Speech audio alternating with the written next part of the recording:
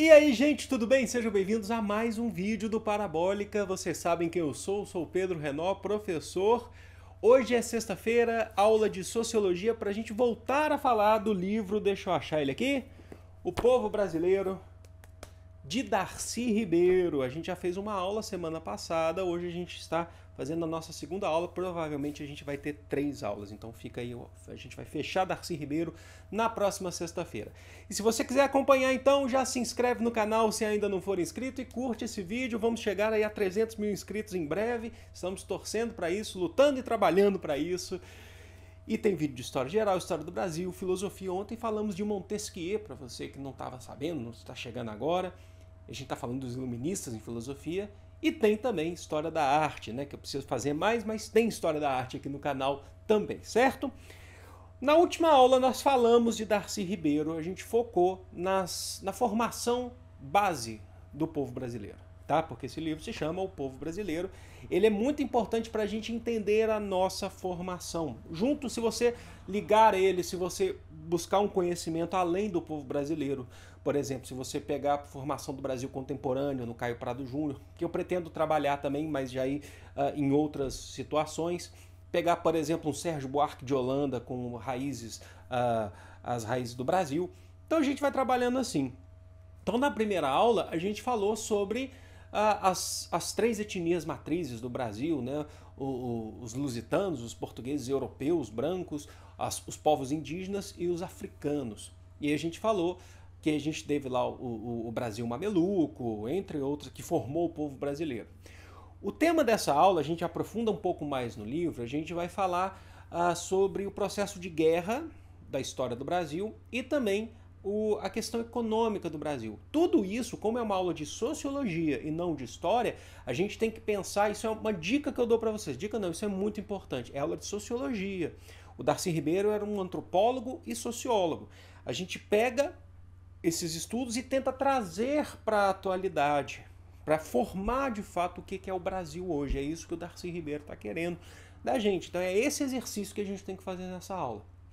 Iniciando falando das guerras. O Darcy Ribeiro define para a gente que o processo de guerra, as guerras que nós tivemos na história do Brasil, que elas tiveram conflitos inicialmente pelas matrizes que formaram o povo brasileiro, como eu falei para vocês, que são os europeus, os africanos e os povos indígenas, e essas guerras elas vão passando, né, ao longo da história, e muito importante, elas têm, algumas delas têm caráter classista, que a gente vai dar exemplos aqui, os mesmos exemplos que o Darcy Ribeiro utiliza no livro. Caráter classista, quando a gente diz caráter classista, seriam caráteres de dominados e dominantes, né? Povos que detêm os meios de produção e povos que são miseráveis. Mas também há conflitos étnicos, que é o principal foco do Darcy Ribeiro. Há conflitos entre as matrizes e os povos que foram formando aqui dentro do Brasil. E para ele isso não acabou, tá? E de fato isso eu concordo com o Darcy Ribeiro, mas você pode pensar de outra forma, que para ele nós vivemos um latente estado de guerra. O Brasil, pelas histórias que ele coloca pra gente, pelos exemplos que ele coloca, ele define que nós vivemos esse latente estado de guerra. Ele vai dar o exemplo de 3 guerras aqui pra gente. A primeira guerra, e aí ele fala do caráter dessas guerras pra gente. A primeira guerra vai ser a cabanagem, que ele não está falando necessariamente da colônia, então ele está falando já do império. Que a gente tem aula de cabanagem na história, na playlist de história do Brasil. A cabanagem, que foi, ou a Guerra dos Cabanos, foi aquela guerra que aconteceu durante o período regencial de 1835 a 1840. Aconteceu no Pará. E ele diz pra gente que a cabanagem é um conflito de natureza interracial. O que ele está querendo dizer? Ele está querendo dizer pra gente que não necessariamente, tá, não é um conflito racial, mas interracial. O que ele quer dizer? Que esse conflito ele não está colocando em jogo, não está tendo um conflito entre as etnias matrizes do Brasil, tá? Brancos, negros e índios. Ele está falando pra gente que esse conflito é um conflito principalmente feito por etnias que a gente vai chamar aí de neobrasileiras, que ele vai chamar de neobrasileiras. São etnias que se formaram dentro do Brasil e a gente falou isso na última aula sobre Darcy Ribeiro. A população que já vivia há muito tempo ali no Pará, que são os cabanos porque viviam em cabanas, e eles são, na maioria das vezes, caboclos, ou a gente até falou na última aula sobre os mamelucos, que são os mestiços, tá? Dos povos indígenas, inclusive com os portugueses. São esses povos contra a classe dominante formada lá por luso-brasileiros, os descendentes dos portugueses. E essa classe dominante, ela detém grande parte dos meios de produção. É uma classe rica, né, formada por brancos contra os mestiços, os caboclos, os cabanos, certo? Então ele vai chamar esse conflito de interracial. Está envolvida etnia, tem uma questão social muito importante, porque as etnias, os caboclos, os cabanos, né? Cabanos não é etnia, mas cabanos é porque viviam nesse caso, em cabanas, né? As casas de palafita, né? Nas beiras dos rios, lutando por sobrevivência. Eles eram miseráveis, eles eram pobres. E essa guerra foi conflituosa, a gente teve aí em média 30 mil mortos, foi um derramamento de sangue muito grande. Os cabanos eles conseguiram tomar o poder por um bom tempo, inclusive, obtiveram sucesso, mas foram totalmente reprimidos depois. O outro conflito que ele vai falar é um conflito que para ele, que ele define que é predominantemente racial, não é interracial. Porque esse está colocando em prática matrizes formadoras do povo brasileiro. Principalmente brancos, lusitanos e africanos, certo? Existiam também os povos indígenas aí, mas o principal seriam os lusitanos, os portugueses e os africanos. Ele está falando das guerras de resistência dos quilombos, tá? Principalmente se a gente trabalhar aí com o quilombo de Palmares, porque ele define que desde a chegada dos primeiros africanos no Brasil, desde o primeiro navio negreiro, a população negra do Brasil, naquele tempo os africanos, mas isso a gente vai passando para hoje em dia, como eu falei para vocês em uma aula de sociologia, está lutando para sair dessa inferioridade que é imposta nesse caso que a gente está falando aqui, pelos portugueses.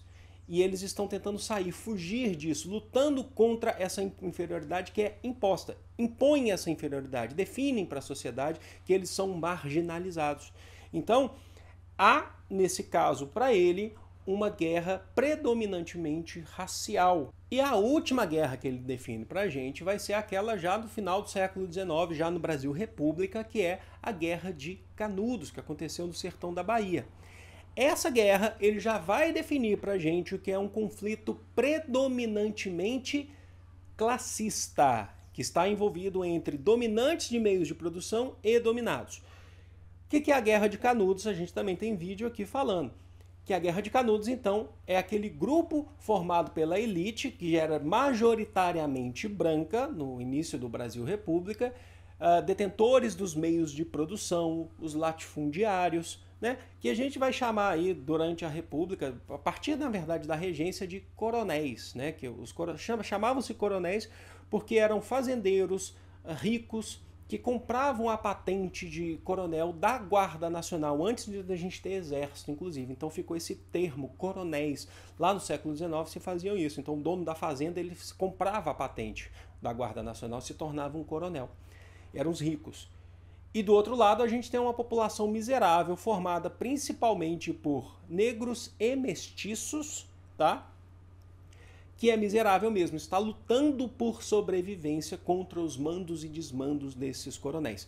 Reparem que existe um conflito étnico, existe um conflito racial, mas ele é predominantemente classista, que é uma luta por questão de direitos, uma questão de definir qual que é o papel do trabalhador nessa sociedade, qual que é a posição do trabalhador, quais são os direitos, o direito à vida. Então ele vai falar pra gente que é um conflito predominantemente classista. E como eu falei para vocês, vocês têm que pegar esses exemplos do Darcy Ribeiro para entender a sociologia do Darcy Ribeiro e trazer para hoje. Será que esses conflitos que a gente está falando, será que esses tipos, né, essas modalidades de conflitos interraciais, raciais e classistas, o que eles formam hoje? Para ele, nós vivemos um latente estado de guerra ainda. E aí a gente chega no plano econômico para entender, aí nesse caso, a colônia, para entender a atualidade. Mas ele vai falar para a gente que a nossa atualidade, como a sociologia define, como a história define, é fruto, é resultado de uma interação social, de relações sociais, econômicas e sociais, políticas, que foram feitas ao longo da história. Então, para entender a nossa atualidade, ele vai falar para a gente que o Brasil começou lá na colônia baseado em 4 formas econômicas que a gente vai chamar de empresas. Ele define o Brasil como uma empresa. É a parte do capítulo que ele fala, lá no meio do livro, que ele fala as empresas do Brasil, né? O Brasil, um negócio empresarial. E aí ele vai definir isso para a gente ver atualmente, por isso que é importante estudar história, estudar sociologia, viu, gente? Para a gente ver como chegamos, a que ponto chegamos, onde chegamos. É preciso saber de onde viemos. E aí ele vai falar para a gente que existem então essas 4 formas empresariais que foram feitas durante a colônia, que formaram o que a gente chama hoje. Então, por exemplo, aqui no livro é bem claro para a gente, ó, Darcy Ribeiro, o povo brasileiro. Olha só, a formação e o sentido do Brasil. Vamos lá então. A primeira forma empresarial que o Darcy Ribeiro, que trata o Brasil como uma empresa lá na colônia, vai ser a escravidão dos africanos. Os africanos foram trazidos lá no século XVI para o Brasil para trabalharem principalmente na lavoura de cana-de-açúcar e depois na mineração. Eles viabilizaram ao Brasil, aos portugueses na verdade, viabilizaram um negócio altamente lucrativo no século XVI, XVII e XVIII. Por mais que a cana-de-açúcar tenha entrado em crise, ela teve o seu período de auge antes da invasão dos holandeses, por exemplo. E no século XVIII, o fluxo de ouro, de metais preciosos que saíram das Minas Gerais, que saíram daqui do Brasil para Portugal, foi muito grande. É claro que o Portugal já estava endividado pelo Tratado de Methuen com a Inglaterra, mas o fluxo foi muito grande. Então, ele define que a escravidão foi um grande negócio para os portugueses, que viabilizou a cana-de-açúcar e a mineração. Então, é um todo, assim, se a gente pensar. Uma outra empresa que não tem essa lucratividade que a escravidão africana tem empregada na cana-de-açúcar e na mineração, é a presença dos jesuítas no Brasil. É a presença dos jesuítas através das missões jesuíticas, que a gente já falou aqui, inclusive em aula de história também, história do Brasil, que eram predominantemente baseadas na servidão indígena. Os jesuítas, eles não escravizavam os índios, eles lutaram contra a escravidão dos índios, eles até conseguiram proibir a escravidão dos índios no Brasil. Mas dentro das missões, que são os povoados jesuísticos no interior do Brasil, os nativos, né, os índios, eles prestavam um serviço que era considerado não escravidão, mas não deixa de ser exploração, era servil. Significa que eles são livres, tá, de certa forma, eles podem ir embora, mas eles inclusive podem sofrer ataques mesmo assim de outras etnias que eram ligadas aos jesuítas. Os jesuítas faziam de tudo para que eles ficassem. Inclusive, a cristianização desses povos era uma forma de manter eles sob domínio dos jesuítas. Entenderam como que funciona isso? E essa empresa, segundo o Darcy Ribeiro, é importante porque aprofundou laços no Brasil. A questão do cristianismo no Brasil foi se aprofundando, tá vendo? Então como é que a gente vai formando o povo brasileiro, segundo essa concepção? Inclusive, desbravou parte do interior do Brasil, um conhecimento maior do território. A terceira forma que ele vai falar pra gente, que também é pouco lucrativa em relação àquela primeira que a gente falou, da escravidão com o negócio da cana-de-açúcar e a mineração, tá, que era a base, né, da economia brasileira, basicamente, tranquilamente, mas que vai ser a multiplicidade de microempresas. São várias microempresas que são instaladas principalmente no interior do Brasil baseadas na subsistência. Um grande exemplo disso é a pecuária. A pecuária, ela não era na colônia para exportação, ela era para atender às necessidades internas do Brasil. Tanto é porque o Brasil hoje é o maior mercado de gado de corte, carne, certo? Mas naquele tempo não era, naquele tempo os europeus eram muito fortes. Agora, então, principalmente, eu acho que o grande exemplo que a gente tem mesmo de fato é a pecuária, porque ela, além de desbravar o interior do Brasil, você vai ter uma diversidade de mão de obra, você tem escravidão mesmo que em menor número, mas você tem principalmente trabalho assalariado e você vai ter o quê? Uma multiplicidade também, ela vai viabilizar as relações de mestiçagem no Brasil. Então, índios, negros, portugueses, é daí que vai surgir o mestiço no Brasil, que vão viver no interior, vão socializar a pasto, que vão trabalhar com às vezes mão de obra assalariada, às vezes é familiar, é tudo muito pobre, mas o alcance social que isso tem é muito grande. Para o Darcy Ribeiro, é essa terceira empresa que vai formar o que ele considera hoje o povo brasileiro, que é um povo mestiço, certo? Que a gente falou na última aula, certo? O termo que ele utiliza, que é interessante que vocês saibam, é criatório de gente. O Brasil é um criatório de gente. Então o Brasil é um país mestiço. E por fim, a quarta grande empresa, que segundo Darcy Ribeiro paira sobre as outras três que a gente falou, significa que ela flutua sobre as outras três. As outras três dependem dessa empresa. É o núcleo portuário, então é um núcleo que vivia no litoral brasileiro, formado por banqueiros e comerciantes. Comerciantes tanto para questões de importação quanto para questões de exportação. Eles são predominantemente portugueses nesse caso, são predominantemente europeus e brancos. É uma classe dominante. E essa classe dominante é a que fazia as relações políticas, diplomáticas, econômicas, principalmente comerciais, entre o Novo Mundo, nesse caso a gente está falando do Brasil, a Europa e a África, principalmente no que diz respeito ao comércio de escravos, ao tráfico de gente, né, ao tráfico de africanos. Então, esses aí são os que fazem a entrada de populações no Brasil, de produtos no Brasil e a saída também de produtos e, se for preciso, também de pessoas, mas principalmente na questão do comércio de escravos. É uma classe dominante que, segundo Darcy Ribeiro, ela é fundamental, tá, para que todas as outras empresas funcionem, porque ela é a base da entrada. E aí, se é que me permitem, eu quero fazer uma citação do Darcy Ribeiro falando dessa classe dominante no Brasil, da sua relação com a população mais miserável, tá? De certa forma. E se vocês quiserem, eu vou colocar essa citação aqui para vocês, inclusive por escrito, se vocês quiserem copiar, porque eu acho que acrescenta demais na nossa aula, certo? Olha só, eu vou ler aqui no meu livro. Foi sempre nada menos que prodigiosa a capacidade dessa classe dominante para recrutar, desfazer e reformar gentes aos milhões. A classe dominante fazia o que queria com as pessoas.